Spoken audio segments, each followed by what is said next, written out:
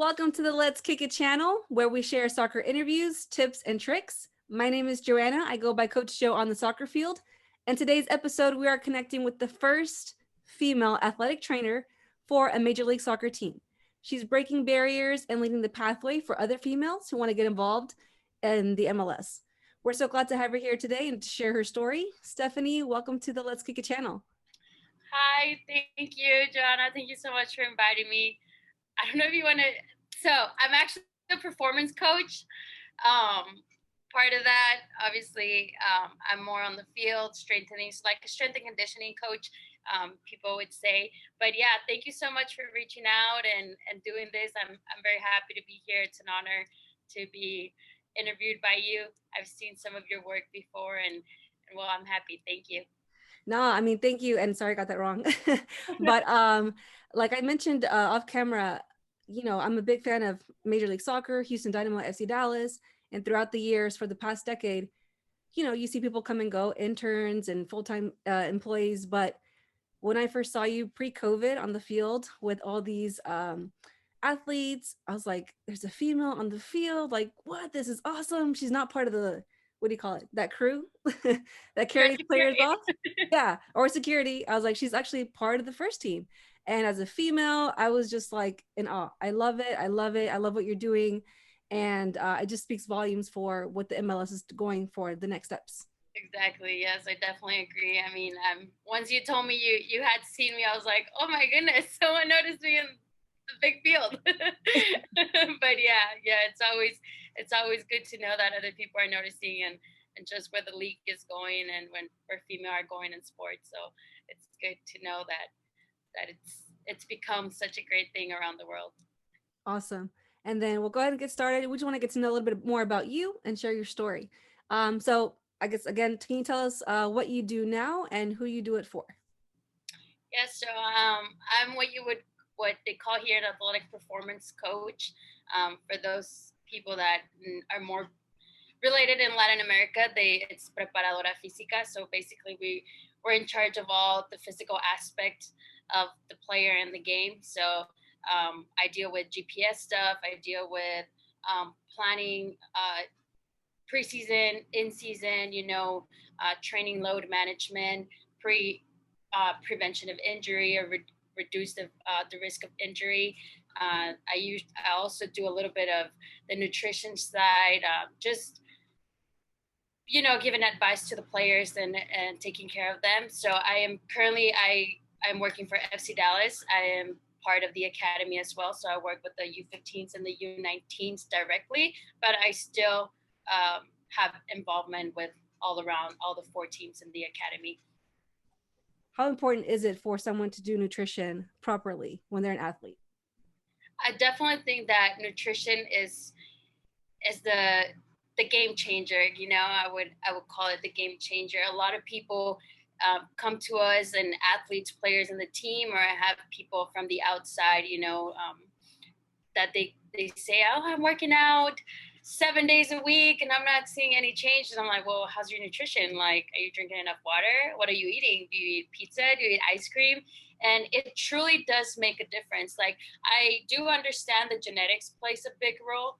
There's some people that can eat anything and their bodies will look lean, and there's some people that are very, for example, me, I can take care of myself and I'll still won't be as lean or won't see as many changes. Like, I really have to be on top of my macros. And that's how, that's a lot of differences that you see within a team and even outside in the fitness world. So nutrition is definitely the game changer. I think if you take care of your nutrition, you're going to be doing really well on the physical side, and not just looking good, but you're going to feel better, which is at the end of the day is one of the most important parts. We don't just want our players to look the best, but we want them to perform their best. And nutrition has probably a really primary role in it. Awesome. Yeah, it's great tips for especially younger athletes. Like you said, U15, U19. It's just a great tips for them to have at an early age so they can develop that and have that life skill when they're older. Yes, exactly. All right, and Stephanie, can you take us back in time and tell us when you first fell in love with the sport of soccer? Yeah, of course. So I saw that question, and it was funny because the day before you sent me that, I was having a conversation with my younger brother, and I was like, "Hey, like, do you remember when I started playing soccer?" And he's like, "No," and I was like, "Well, I do. It's kind of funny." So my other brother was the first one that started playing. He's around my age, and I used to be on the sidelines cheering for him. So my dream at the time, I was 10 or 11, I wanted to be a singer and just an artist. And so I would be on the sidelines cheering for him. But I guess something caught my attention about the sport that one day I just told the coach, and my parents like, "Hey, can I train? Like, is it okay if instead of me being a cheerleader on the sides, I kind Mhm. of go inside and play with the ball?" And I started practicing with his team. So I started practicing with an all males team. Mhm. They're very welcoming at the time. It was hard, the conditioning. We were 10, 11 years old, still doing conditioning. Um, but I loved it.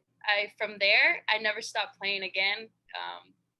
I was 11 at the time, almost 12, and I've been playing since. So it's a little bit funny, but yeah, I guess I forgot about my dream to be a singer. Hey, you never know. They might ask you to Yeah, sing the national anthem before a game. yeah, that would be great. Awesome. Um, After finishing up high school as a player, I'm assuming you played in high school. Yes. Yeah. Okay. After finishing playing in high school, did you ever see yourself as a performance trainer? And then, like, what got you into that? No, I think so. In high school, I played club as well. I was more focused on my club team than my actual high school team. And then from there, I got a scholarship to go play in college level. And I went there to study criminal justice. So kind of my path was I wanted to be a special crime investigator, or I wanted to be part of the SWAT team. Pretty funny. I was very intense in that. Yeah, but I always knew I wanted to be involved in the sport. I think the sport did a lot for me, and I don't know if we have the time to really go back into it, but my young years, my teenage years were very hard. I was um I was just living a different lifestyle, and at the end of the day, the sport was what saved my life. So I think I always felt like I had to pay that back, or pay back to the sport that did what it did for me. So going to college, being in criminal justice, I used to talk to a lot of my advisors, and I was like I love it. I still want to do criminal justice, but I feel like I have to be involved in the sport somehow. I just don't know how. I don't know what I'm going to do. I don't know if I'm going to coach. I don't know if I'm going to keep playing. I don't know. Like I really had no idea. It was probably until my sophomore year of college when I started working out a lot in the gym by myself, just trying to Mhm. figure things out. I fell in love with like the physiological process of performance, of athletic performance, and how the body works and how you can make it better. And during those days, it helped me psychologically as well. I was going through a hard time in college, so I decided that that's what I wanted to do. I wanted to be involved in athletic performance. I still wasn't sure exactly what I was going to do because I didn't know what athletic performance coach was at the time. Or what it all involved, like a Mhm. preparadora física. So it was just, I knew it was something with the sport. I knew it was something with working out. I knew it was something, making athletes better. And at the end of the day, I wanted to help athletes physically and psychologically. That's when I realized I was going to do something within the sport. Nice. I mean, I think that's very important as well. Sports in general, I think, helps kids stay off the street, keeps them busy, focused. They learn teamwork, skills, commitment. All those good attributes. But I totally understand where you're coming from. Like having a background as a youth where you're like, oh, I could go this way, or if I stick Yeah. to soccer, there's other avenues, like I said earlier, besides being a professional player, like strength conditioning, coaching, referee, coaching coordinator, etc. So, what is your, or do you have a favorite memory of yours as a soccer player? I have a lot. And I also have a lot that I don't remember. It's funny. Every time I finish a game, don't remember most of it as soon as I step out. Everyone gives me a hard time about it. I guess I'm just so into the Living in game the that, moment. Yeah. yeah, like I black out. But I think one of my favorite moments was my senior year in college. We Mhm. actually won the conference championship, and so did the men's team. So it was a huge deal for us. The school ended up closing down, so it was the last year of the school being open, and Mhm. being able to win that championship was huge. It was a huge moment. Nice. It's always good memories when you're winning. All that hard work you put on the field and finally pays off with the trophy, number one. So, and then do you have favorite memory of yours as a trainer or not trainer, performance? As a coach. Yeah, okay, sorry. Yeah, there's a lot. There's a lot of favorite moments. I think one of them being the first time I was able to do a warm up in the stadium. I Mm. would definitely think that that was a huge. It was a huge moment, and it was one of my favorites. I was around players that mean a lot in my life now because they supported me in my career. They still support me. They've been there all this time, and being able to share that moment with them, and just I don't know. Once you stand on that field and you look around and all the people are there and kind of hits you, it's like it's real. And that was a huge moment for me. For someone who's never been to a Major League Soccer game, it is intense. Like once the stadium is packed, you feel the energy. The fans are just like yelling. The warm-up song is coming on or the intro. Like it gives me chills every time I think about it. And then if you take players out on to do the rally tunnel, like for the little kids, like they're just like it looks so big for them, to them. So I know Yeah. that feeling for them the first time when you're in the stadium. So and Yes. at the end of the day, I mean, yeah, everyone's watching you, but I noticed that you're so into your what you're doing and getting them warmed up and stuff that you're just like so professional and so focused. So that's awesome. So how did you get connected with FC Dallas? So I actually had family that played for the academy. They were part of the academy, and that's when I started hearing more about FC Dallas. So at the time, I was in college already, and I started following. It was actually my first year when I went to college, so I started following the MLS, mostly FC Dallas play, and I really liked Dallas, the city. So I knew at some point if the opportunity came, it would be a city I was interested in moving to. And then obviously knowing the team and knowing at the how the club works, I don't know. It just became not an obsession, but kind of like a goal of I'm going to be in FC Dallas at some point. I don't know when, I don't know how, I don't know what I'm going to do, but I'm going to be there. And when I graduated college, I went back home for a couple months for the summer to visit. I didn't know what I was going to do. Ended up going to grad school. And while I was in grad school doing exercise science performance, um, I decided that FC Dallas was where I wanted to start my career. Mm-hmm. The only place I applied to for an internship and I got it. So I started as an intern here. Nice. First, yeah, first with the youth. I did summer camps. I Mhm. went back to school because school was calling me. They didn't let me stay. But I was so like, I'm going to go back. I'm going to go back. Like FC Dallas is a place I'm going to be at. So about 4 or 5 months later, I came back as an intern for the exercise science department in the first team. No, I think that FC Dallas has an amazing internship program. I've seen a lot of interns then get offered full-time positions. So once you get your foot in the door, like do your Yeah. best, hang on tight. You just Yeah. never know what door can open after that. Yeah, exactly. No, they're huge. I mean, if you notice within players, we're huge on homegrowns, and I think Mhm. it's the same with staff. Um, they get a lot of support. You'll see a lot of academy staff go up to the first team, and you'll see a lot of interns get jobs here. So No, for sure. And then as a coach, I wanted to ask, is there a specific drill or skill that a player can work on during preseason to prepare and help them just revamp and get prepared for the season? I think there's a lot. Obviously, working on weaknesses uh, and even strengths. You know, you always want to work on your strengths regardless because you want to keep it a strength. So it comes. You want to be strong physically.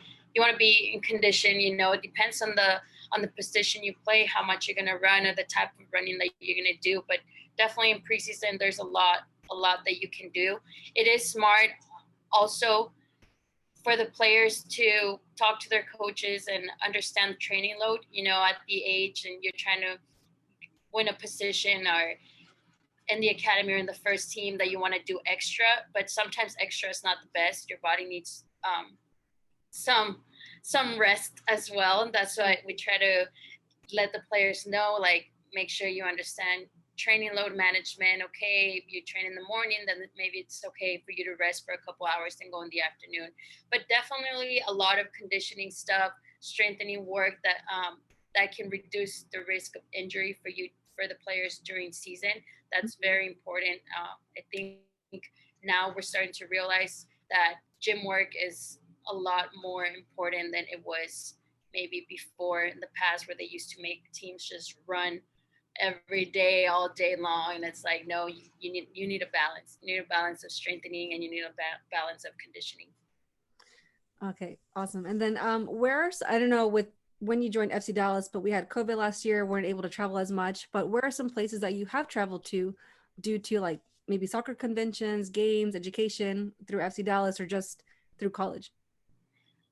So I mean, through college, I traveled a little bit around the U.S. Obviously, I played in Iowa, so I was a lot in the Midwest.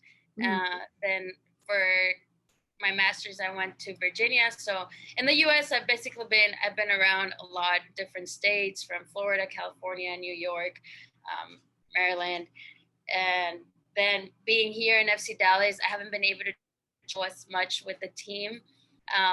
Hopefully in the future that gets a little bit better, but I did get to go because of players in the first team that I've made connections with, or connections within other performance coaches. I've been able to go out of the country. So I've been to Ecuador, I've been to Colombia, where I go as vacation, but I also go and see what soccer is there and meet different coaches over there. So it's been good, and it's been a good travel experience. I think I've been able to travel a lot already, and I'm still looking forward to more.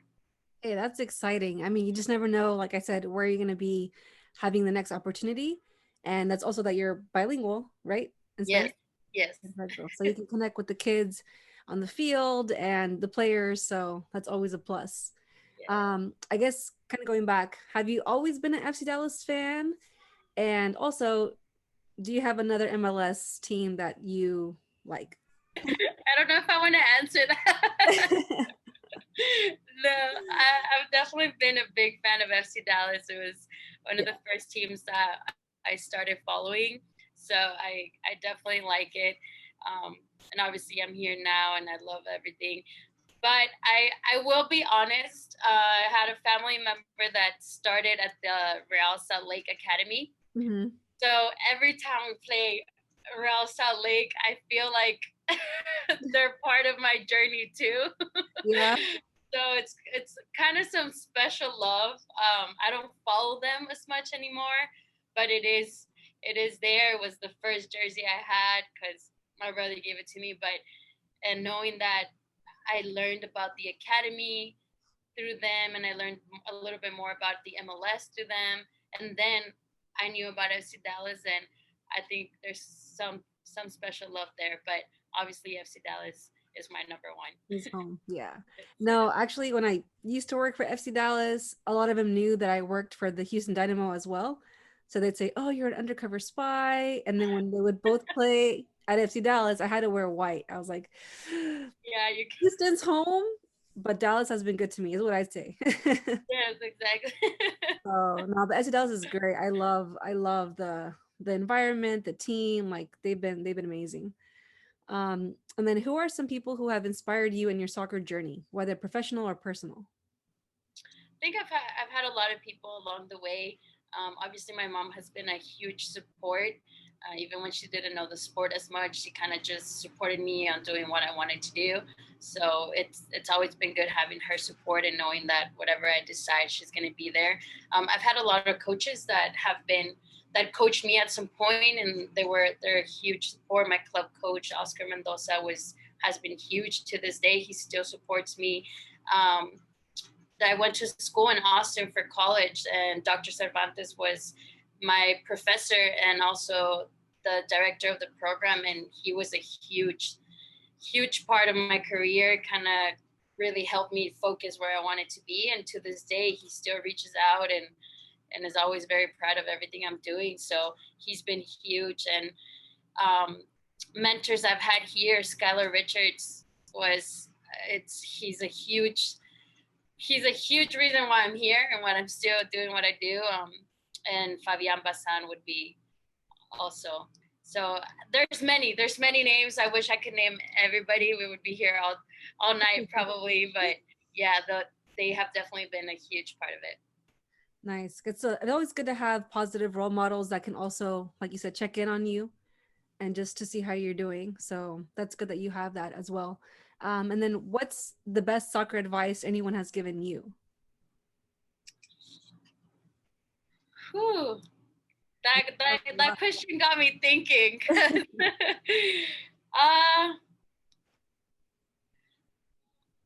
There's been so much, and it's kind of like what I tell people: never give up. If it doesn't work with one person, it's gonna, or one team, it's gonna work somewhere else. You can't. Sometimes it just doesn't work with that coach. It doesn't work with that staff. Or it doesn't work with that team. Mm-hmm. You gotta keep going. But I don't know. It also recently your question took me back to my last year of college. Like I said, that the school was closing down, so we didn't have a lot of recruits. I was in Austin. I ended up going to Iowa, so I was probably the only recruit for my coach at that time. Mm. And we didn't have like a lot of girls on the bench. And I remember the coach telling us, just trust me, like follow what I tell you. We're going to get there. And every game it was the same thing. And we trusted him and we trusted him. We won and we kept winning. And then we took the championship. Mm-hmm. So I think trust would be a huge like advice, now I think about it as a coach and I'm like, my players need to trust me, because once they have my trust, like when they trust me, then they're going to know that everything I'm doing is truly for their benefit, is truly to make them better. So now that you asked me that, it took me back to that moment. I don't know if it's the right answer, but I think having trust in your coach, having trust in your players, it's huge within the sport. No, definitely. And even as a team, like you need to trust each other, trust the goalie behind you, trust your defense line. Exactly. That's a huge one. That's a good one. And then what are 3 tips that you can share with aspiring athletes? I would say always keep working, always keep working on it. Make sure you stay focused on. There's a lot of distractions, especially now with social media and phones and going out and friends. But if you have a goal, just stay focused, have fun, but stay focused. Another one, it would be that have fun, enjoy the game. We play because we like it. Once you forget that, it kind of gets a little harder. So always enjoy the game. And then the third one would be, if one door closes, go to the next one. There's teams everywhere. It's a world sport, especially soccer. I mean, I could say it to any athlete, any sport, but always keep looking. Don't stay stuck in because one door closed. Just keep going. Man, those are great tips. I agree with you 100%. Definitely the middle one, you said have fun. Just on the field, off the field, watching games, whichever. You're always learning something. So those are awesome. Well, Stephanie, again, just wanted to learn a little bit more about you. I'm going to end it with some rapid fire questions, just 10 fun questions. Whatever you think of first, just share that answer with us. Okay. So the first one is, when you're not working, how do you like to spend your time? Working out. Working out. Nice. Okay. What are the top 2 things on your bucket list? Top 2 things. Go to Europe. And work in a World Cup. Oh, that's definitely. It's been on mine for like decades. Yeah. Nice. Okay. And then what's your favorite day of the week? My favorite day of the week. I love every day. Every day? Yeah, I don't think I have a favorite one. I think one of the coaches was like, Roll, he was like, game day. I was like, oh, yeah. Yeah, game day. Yeah, whatever day it is, game day. And then what our favorite city in the US besides the one that you live in? Favorite city. Maybe That one's kind of hard. I'm gonna go with Austin. Ooh, nice. They have great food out there. Between Austin and California, but I'll go with Austin. Yeah, it's closer, right? Where's a place, I guess you said Europe, but where's a place that you want to travel to, I guess specifically in Europe? Go to Barcelona. That'd be good. Yeah. Do you have a favorite ice cream flavor? I'm vegan. Oh. But I guess vegan ice cream, cookies and cream. Ooh, cookies and cream. That's Good. Good. Do you have a favorite number? I have 3. 3? Yes. Which ones? 10, 4, and 22. So why those numbers? They were my big soccer numbers for me. 22 was my club years when I was younger. It just stuck with me. 4, obviously, I played center back at some point. My brother did too. So 4 was related to Rafa Marquez. So that was huge for us. And then 10, when I was in the midfield, it was kind of like I wanted to be a 10. Yeah. Awesome. Do you prefer cake or pie? Neither. Neither? What do you prefer? Do you have any sweet? I'm not really a sweet stuff person.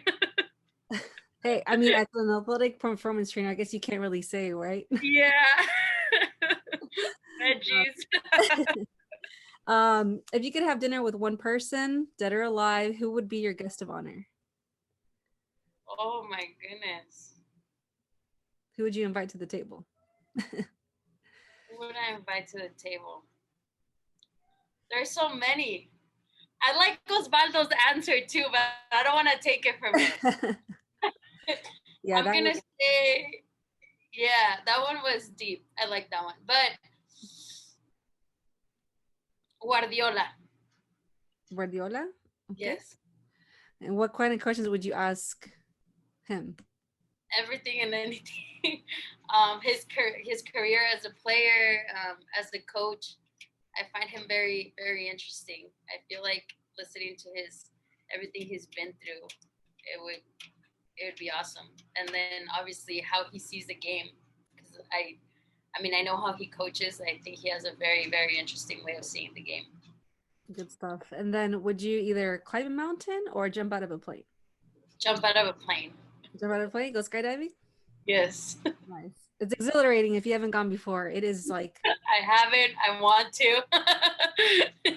I've gone twice, but I'm like, maybe the third time would be a little too much. I've survived both, so... If you decide to go, let me know. We can go together. Okay, yes. I need someone with experience. Well, again, Stephanie, thank you again for your time. Again, on this Let's Kick It channel to share your story. And anybody watching who wants to learn more about, athletic performance trainer, how can they follow you or get more information? They can follow me on Instagram. I'm pretty active. I'll answer there. Under, I don't know, at Stephanie A. Dominguez. That's my Instagram. LinkedIn too. You guys can find me there. Or Instagram has my email as well. So if you reach me on email, I'll be there. I have Facebook too. I don't know if many people use Facebook still, but I do have my Facebook professional page set up. So anywhere.